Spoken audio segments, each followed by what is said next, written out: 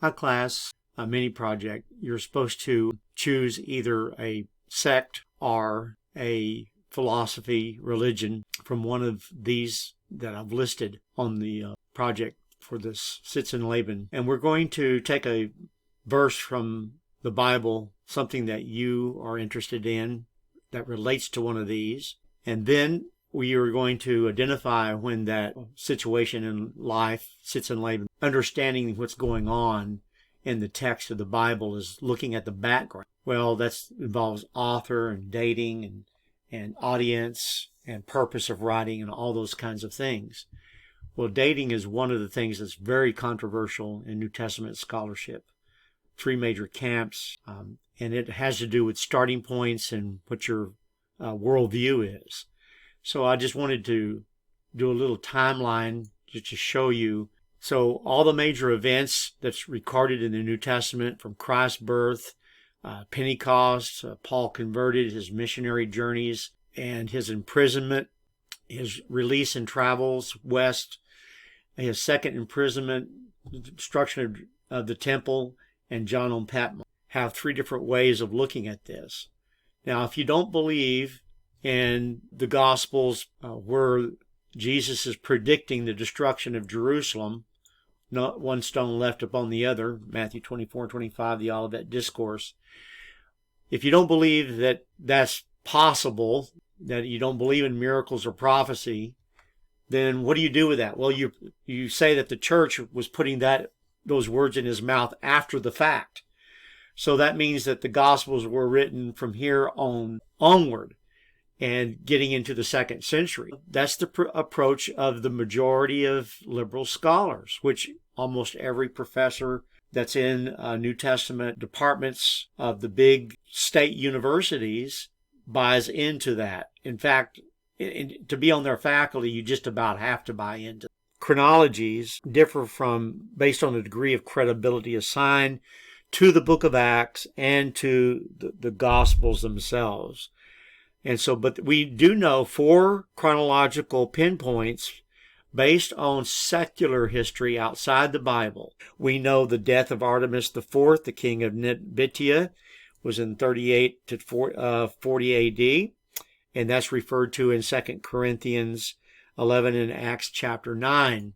And so we have that pinpoint. And then because we have the Edict of Claudius, that was for all the Jews in Rome to be expelled. That was in 49 AD.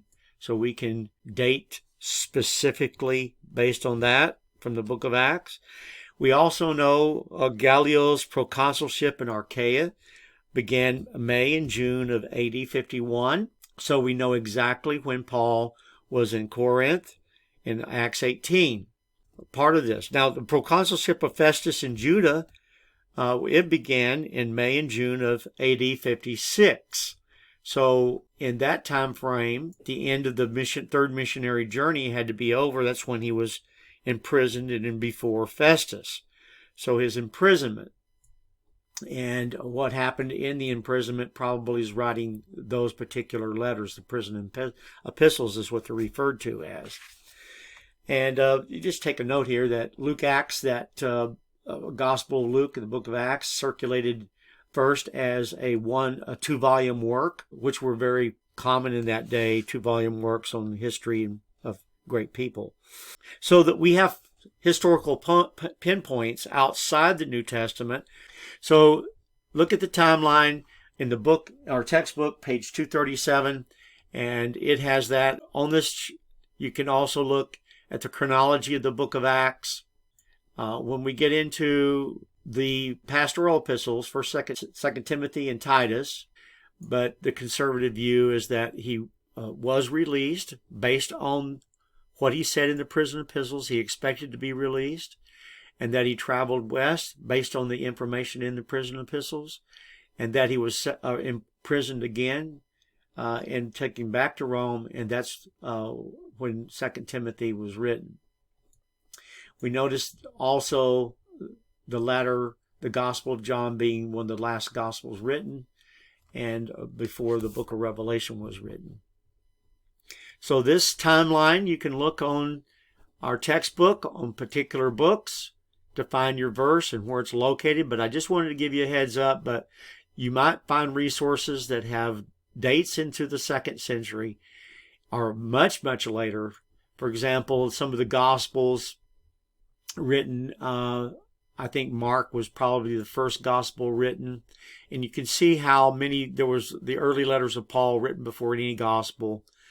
And that gives a different viewpoint to what's going on, right? And especially in how Paul addresses the controversy of what do you do with the Gentiles? And all that's happening in the book of Acts, all those events with Peter. And so we have this timeline to go through, as well as the textbook, and hopefully you'll be able to situate your Sitz-en-Leben and beware of dates that put things into the 2nd century.